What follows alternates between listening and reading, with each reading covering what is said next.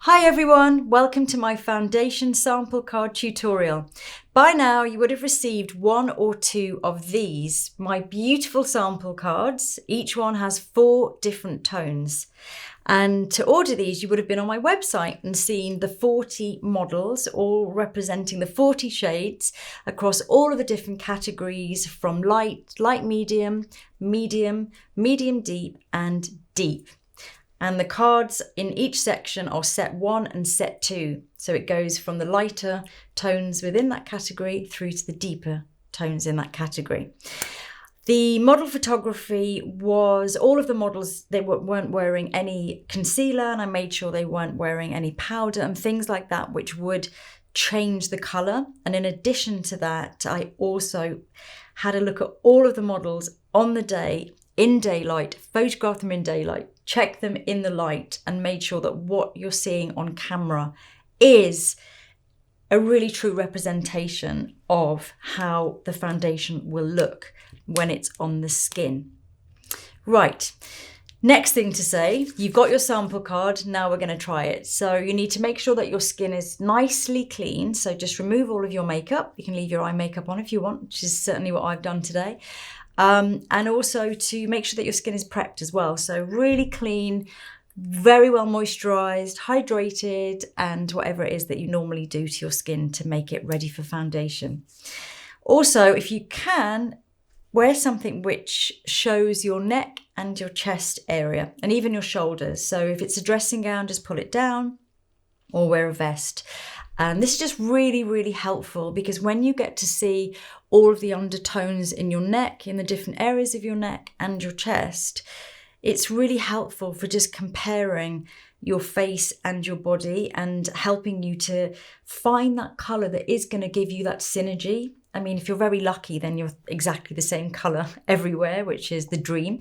But most people have different tones within different areas. And then lastly, just make sure you've got good lighting, and really daylight is ideal. So if you can position yourself in front of a window, I will say that when you're applying makeup in that situation, make sure your head is up. So put your mirror high.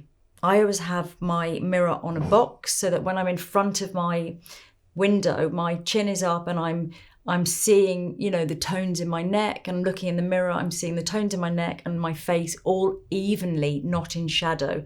Because often when your chin is down and you're looking into a mirror low down, even if you're in front of a window, you'll basically see a lot of shadows. Likewise, if you've got a window on one side or the other, you're just seeing a load of shadows, and you don't really get to see all of those tones. Each category has a set 1 and a set 2. So you may have chosen a set 2 from one category and a set 1 from the next category and think that you're kind of within that area. For me, I am definitely set 1 in the light mediums. This is because I think that for me, I'm kind of in my summer skin, if you like, still. We had a very hot September here, and I feel like I have what I would call a tan for me.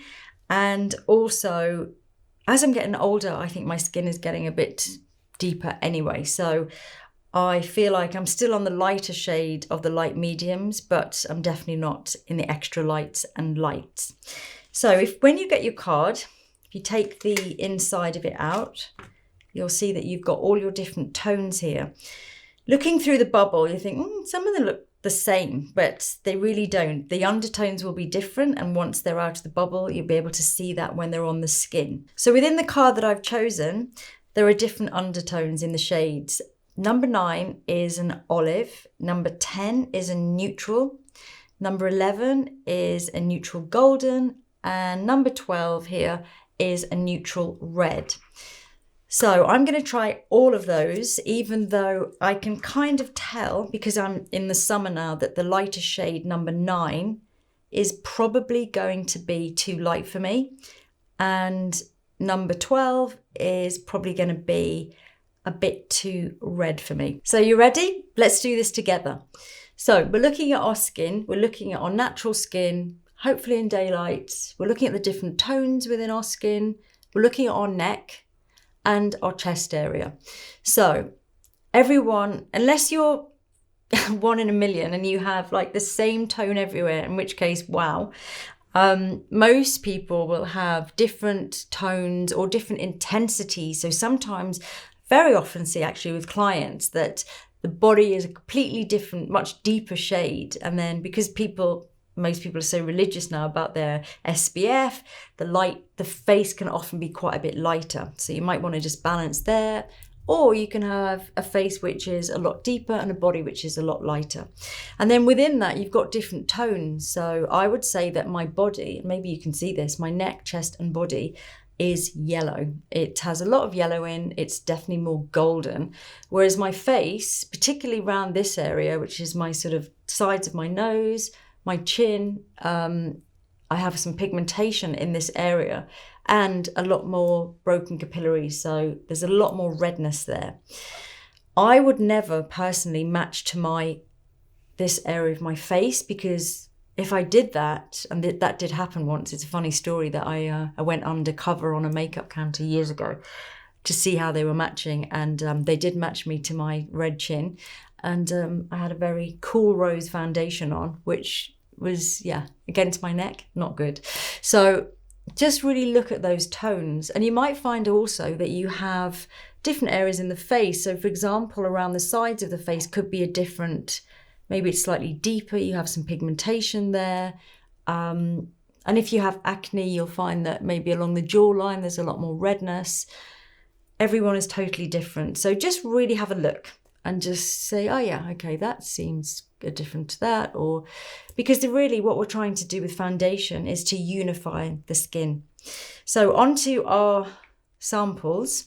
There's a lot of product in here actually. There's about the equivalent of 5 pumps when you have the full product. So, and it's a medium coverage, so you actually only need to use a tiny amount of product. You don't need to really slap it on thick. So I'm going to start with shade number 9. So I'm just peeling back shade number 9. I'm only going to peel back the corner because we don't want to use all of this, and just use a small amount. So where are we going to use this? I like to start about an inch away from the ear. The reason I like to do this is because, and this is a generalization, it's not the same for everyone, but very often this is an area where it's a good kind of middle ground. You won't have possibly as much pigmentation here or as much redness, and you are able to swipe right down onto this area of the neck. And what's important about this area of the neck is it's not the back of the neck, which is always much, much deeper, always, probably because the sun kind of hits from behind. So over the years, you'll have a much deeper skin on the back of your neck. And it's not actually the front of the neck, because that is usually from here to here, the lightest part of your body. And again, it's because you're shielding your neck and it's not getting the same amount of sunshine. So here is not a good place to match to, and right at the back of the neck. But usually around here is quite a good match for the general areas of the face and the chest. So we get a good idea of sort of undertones, and intensity. So I'm going to start with 9. I'm going to put a bit more on than usual, just because I really want you to be able to see it with the camera. So this is 9. Just do a thin stripe of that down onto my neck. So this is an olive undertone, and I think you can probably see that it's too light, but the olive undertone is actually quite good with my neck. It's the yellowness, you see, and I can take an olive undertone. So probably a good winter shade for me. Next is shade number 10. I have to go right next to that so you can see. Again, I'm going a little bit more product than you will need. This is more of a neutral undertone, but also it's going to be deeper once it's blended in a bit. So it's not quite the lightness of the previous one. It's good because it's a neutral, which means that it's not too yellow, golden, or too rosy, pink. So it kind of, this one is a good contender because it's a good communicator between my face and the pink and my neck and the yellow. So this one could actually bring them together, and that's actually looking really promising. So on to the next one on your card, whatever it may be. For me, this is going to be shade number 11, which is a neutral golden. So this should be a similar intensity to the last one, but it should have more of the gold, so more of the yellow in it. This one is probably going to be the best match to my body and neck, but we'll give that one a second. And then shade number 12, which I'm convinced is going to be a little bit too deep. So onto your fourth shade. Now we're getting a bit closer to this area. So if you want to, you can narrow it down here and then go back and start swatching again closer to your ear. But I'm just going to put it here for the purpose of the video.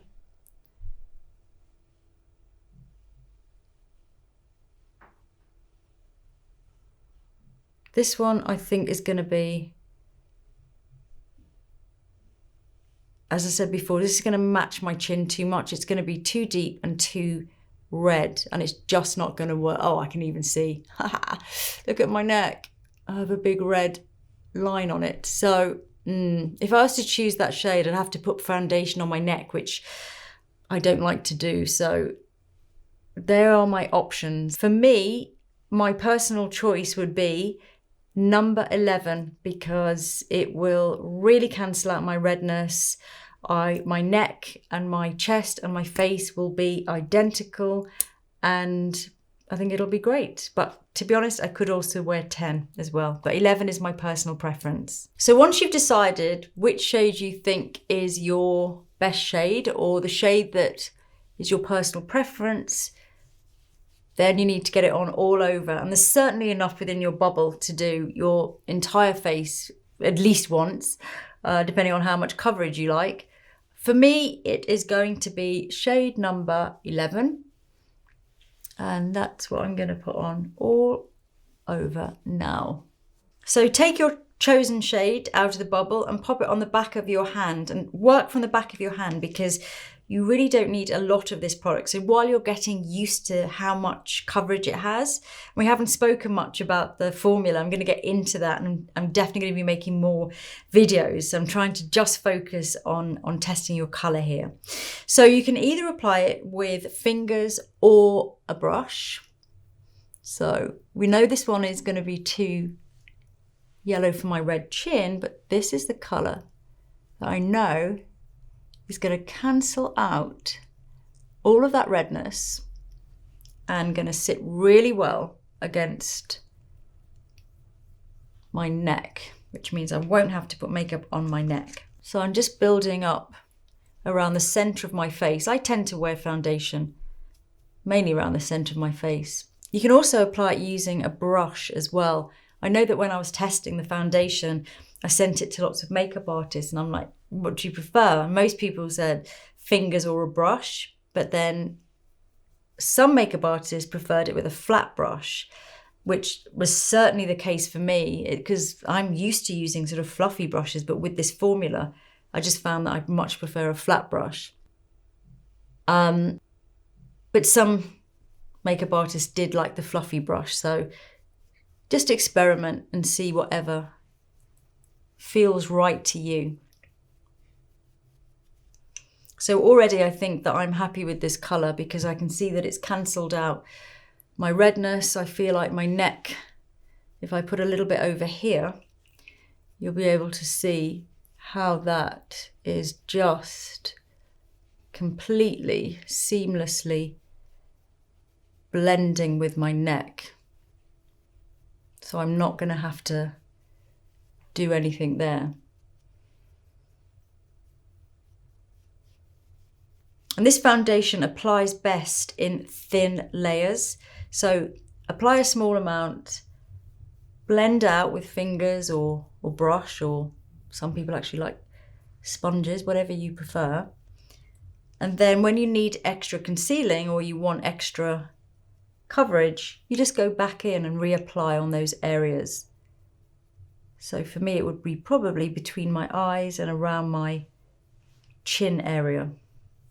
So I've put a thin layer all over, and I'm just going back in to areas, extra areas where I want a little bit more coverage. And it is very customizable like that. During the day, I tend to just wear it around my nose and mouth and under my eyes. But for the purpose of checking your shade, check it's the right shade for you, then apply it all over and go back in and just add extra bits wherever you want to add them. Just make sure it's really nicely blended out and smoothed out.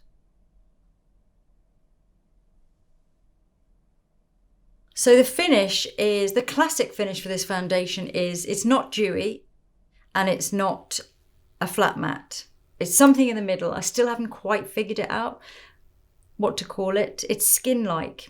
It is it's almost like a soft satin finish. So you really have that feeling of skin, but it's not super shiny or super matte. And it is very soft focus because there's a lot of soft focusing pigments in there. So you might not notice them immediately. You almost see them when you first put them on because they make the foundation look a little bit lighter. But then as you kind of smooth it all out all over, you'll notice that it kind of just settles in and you begin to sort of see that things are looking just a little blurry and just a little soft focus all over. You can customize the finish a little bit. So depending on what you're using underneath, for example, with my clients, sometimes I will use more of a mattifying moisturizer underneath it. In that case, it will give it a more matte look. Sometimes I also use a much richer moisturizer, something that's more dewy underneath. So I think just experiment, just try maybe, your regular moisturizer, or if you want to make it a little bit more dewy looking or more matte looking, you can tweak it a little bit, there's a little bit of leeway within that classic finish. In terms of powdering, it is self-setting. So personally, I don't really powder myself immediately with it because it also has a kind of meshing ingredient in it, the same as what's in my highlighter. So you'll notice that once you've kind of smoothed it all out, this takes a few minutes, but I always just finish off by kind of just, making sure it's all smoothed out. And then it just kind of just fuses with your skin. And at that point, you can decide really if you want to use powder or not. Or if you are more oily, then you might want to just add powder later on in the day, as the day goes on. But you don't need to powder it to set it or to make it last. It will still be long wearing even if you don't use powder. So for me, I would not start with powder, but I might, decide I want to put a bit of powder on later. So once the foundation has settled in, have another look in the mirror. And if it's very obviously the wrong color and it's just not going to work, even once you've done your usual routine, then whip it off and of course try another color. If you think, this could be a good color, live with it. Wear it that day, wear it with your regular makeup. And then if there's another contender, wear that the next day. It's really about just trying out different colors until you find that perfect shade. So yes, I have tried all of the colors many, many times, so I'm cheating. I know that this is the shade that I'm loving right now, which is shade 11, simply because it really works with my body. And I do like to have that sort of slightly yellowy golden look, particularly this time of year. But I do think that 10 is a really good match as well. And probably by the time we get around to December, January, I will be probably in 9 or 10. So I'm just going to put the rest of my makeup on now and just show you why I'm so happy with this colour. So I've finished the rest of my makeup. I've added some blush, some contour. I added the Elevated Glow highlighter in Crystal Nebula, and I've also used some lipstick, which is Velvet Petal and Velvet Petal lip liner as well. So I think that's a really good thing to do when you're testing out a foundation shade, because sometimes when you just put it all over your face, you can look quite drained and quite stark. So by adding your usual makeup, it just gives you a better sense of have you chosen not only the right colour, a colour that looks good, but a colour that you're comfortable with, that's your personal preference. What I haven't done is I haven't added any concealer or powder because it is in fact a self-setting foundation, which means that you don't need to add powder, unless you want to, of course. I mean, the finish isn't greasy, it's not a shiny finish, so depending on what look you like, you may not need to powder at all, or you may want to, once you've finished all of your makeup, add a bit of powder, in which case go ahead. So all that's left to say is just experiment, and if you have any further questions at all on either application or choosing the colour or anything, please do let us know. I have a great team of makeup artists, either by email at support@lisaeldridge.com, or you can DM us on social media, and we'll be very happy to give you all the advice you need. So enjoy your seamless skin foundation.